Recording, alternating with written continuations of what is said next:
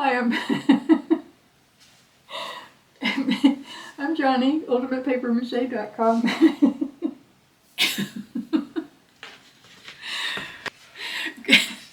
Okay, Rhino's all done. And in this video, I'm going to show you how I put the paper mache on there. It went really fast. I did put some paper towels on them just to give them some wrinkles. And then I painted him in a way that I do not recommend that you do it. I decided that my rhino didn't have to be realistic because his head isn't shaped like a real rhino. If this was a real rhino head, his chin would be out here. They got really, really long, boxy heads, and if we were wearing that head, the eyeballs would be right about here. So we wouldn't be able to see out. So when I was designing the mask, I realized that there's no way that we're going to be able to make it realistic and be able to wear it on our head because their heads just aren't anything like ours at all. But I got the horns, I got the pointy lip right there. I made his forehead quite a bit higher than ours. Not nearly as high as theirs are, but higher than ours. And then this little ledge right here is actually, it's not part of the cap. It is, that sits on the top of your head to keep it from falling down. Your nose is going to sit right here too, and that also helps it stay where it belongs. Now, if you would like to make a rhino mask of your own using this pattern, you can find it at ultimatepapermache.com/rhino mask. And that page also shows you how all the pieces go together, and so that you can see how long you think it might take to do. I really do like this. It has kind of a metallic look, doesn't it? But there's one last thing I want to tell you. I used cooked flour and water paste for mine because I'm assuming that a mask like this, you just want to wear it to a party or maybe Halloween once, and then you'll hang them up on your wall. It's not like a theater mask where it's going to be used a lot. But if you think you're going to have a little bit more use out of your rhino mask, I highly recommend using Titebond wood glue instead of the cooked flour and water paste. I really do think that the Titebond wood glue is better for something that's going to be used a lot. Now let's get started. So I made up a batch of cooked flour and water paste. That's 1 cup of cold water, 2 tablespoons of flour. You mix it up really good and then you bring it to a boil. Really easy to do, and then obviously you have to let it cool down so you don't hurt yourself. I intended to use newspaper for this project just because when people see me use the brown paper, they think they have to go find brown paper, but you don't really. Newspaper works just fine. But yesterday the recycling truck was on its way. I forgot I was going to use it, and so I rounded up all the newspaper and threw it in the recycling bin. So I'm going to use brown paper instead. It's almost exactly the same weight, slightly heavier. It's the kind that Amazon just kind of crunches up into boxes to keep the smaller boxes from rattling around. So it's free, and I have some, so that's what I'm going to use. Now I'm going to put 1 layer of the brown paper on here. Let it dry, and then I'm going to put a second layer using some paper towels. But I'm going to do this first and just cover the whole thing up. And you don't have to watch me do that. I do have a video that shows you how to put paper strips and paste on there nice and smooth. In this case, you don't really have to worry about that too much because we're going to be covering it up and wrinkling the next layer on purpose. Right at the base of the rhino's horn, they've got some extra thick bumps. So that's all I'm doing right now. He isn't entirely dry yet, but he's dry enough. I think I can work with him. I've just found some things that I can prop him up on. And now I'm going to start pulling some paper towels apart. If you put it on just like this, then after it dries, the top half actually will come loose. It doesn't get stuck on. I guess I'm assuming that the paste just doesn't go through the paper, doesn't absorb it entirely. So you end up with, the top part coming off when you don't want it to. We got some paste on one side, and now, according to the image that I'm looking at, the wrinkles on his muzzle just kind of go across and over the nostril area.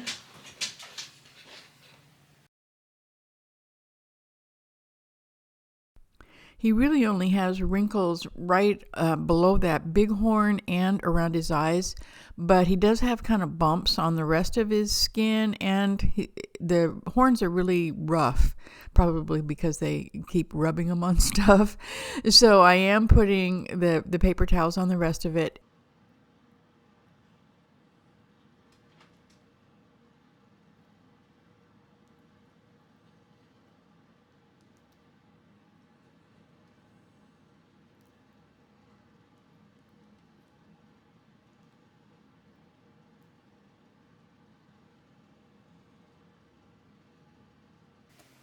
I think that's really all the actual wrinkles.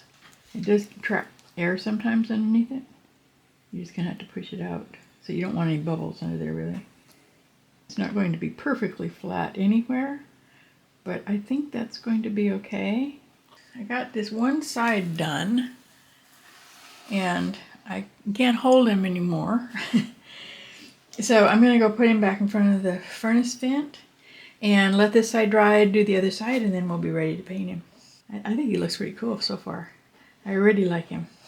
So now the paper mache is dry. I kind of like him like this. It hasn't been painted yet, but I'm going to try it on because we need to put holes in the side here, and we need to know where to put them, and we're going to put them right above our ears, and we need to kind of get a feel for where that's going to be. So now I know that it goes right there, because it would have been nice to mark it, but because that's kind of a dip right there, just a natural spot.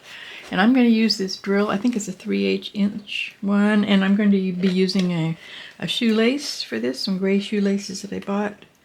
So this will be plenty big enough. And you can see why we wanted to do that before we painted it.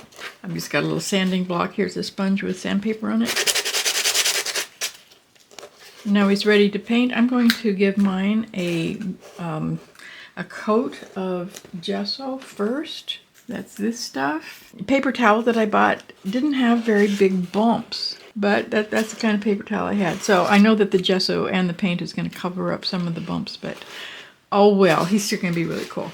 The gesso's all dry now. I put it in front of a fan, and it's all dry. And now I'm going to try it back here. I made up some very warm gray, and it's just black, burnt umber, raw sienna, and water, but not enough water. Oh, and white. Nope. Don't like it. I like that though. Ooh. Huh.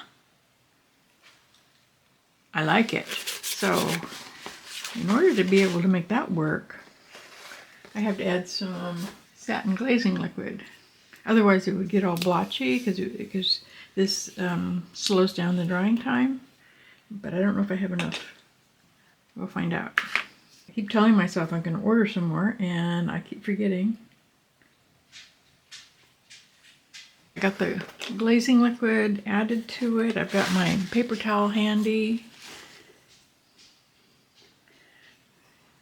Got a clean brush.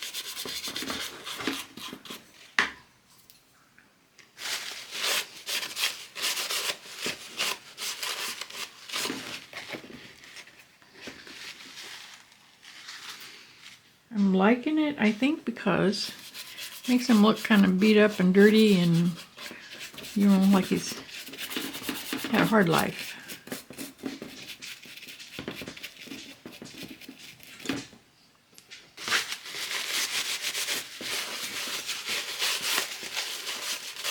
But I gotta work really fast for this to work because I think that there just isn't enough of the glazing liquid to slow down the paint enough.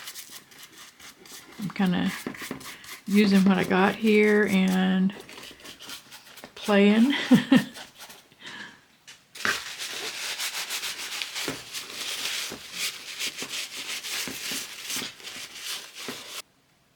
I have to try to keep working into the to the wet edges. I have a suspicion that nobody is going to want to actually do this. I should be trying to paint him the way normal people would, you know, less experimental. But sometimes I just see something and I think, okay, that looks like fun. I'm going to do that. He's definitely going to look beat up, that's for sure. If you do try something like this, I got 2 suggestions. One of them is to have a wet paper towel handy right from the beginning, just in case you don't like it, because that'll pull almost all of it out. And the second thing would be to wear an old t-shirt, because this can be really messy. Now, if I didn't have the glazing liquid in there, what would happen is that this part would have been dry already when I put this on. So I wouldn't be able to pull it off without leaving a, basically there'd be a line every time there was a connecting point between the old and new paint. And there might be anyway, because I might not be able to move fast enough for such a small amount of glazing liquid that I had left over. But we'll see. So far it seems to be okay. A little bit of a line right there because it dried. I don't think with all the rest of the stuff going on that anybody is going to notice. Except for you, of course.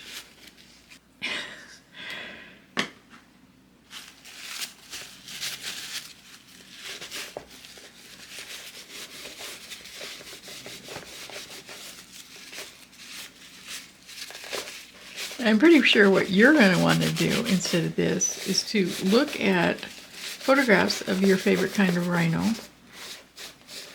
and see what color their skin is and their horns, because the skin and the horns on most of them is different, but on some of them it's the same.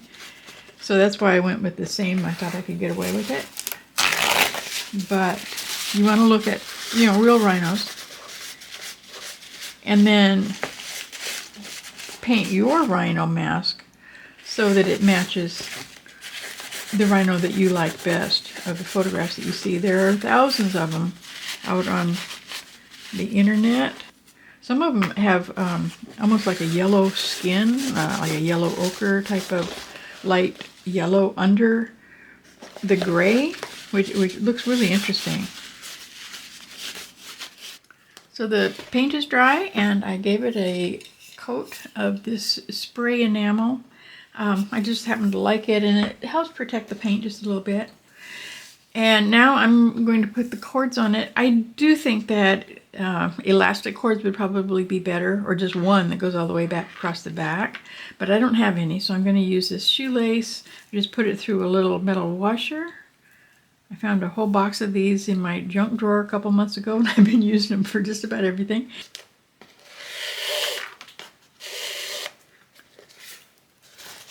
There we go. So now he's all ready to wear. You can take him to the party, do whatever. He's ready to go. I do kind of like him. I'm like I said, I know that you're probably going to want to do yours differently than I did. And that's what's going to make it so much fun. If you do make a rhino mask using my pattern, which you can find right there, I do hope that you come back to my website. You can show him off on the Daily Sculptors page. Every single one that's made out of this pattern is going to look different, and I really want to see how they come out. So do come back and show them to us. Now go make something and come back and visit me, ultimatepapermache.com. I'll see you there.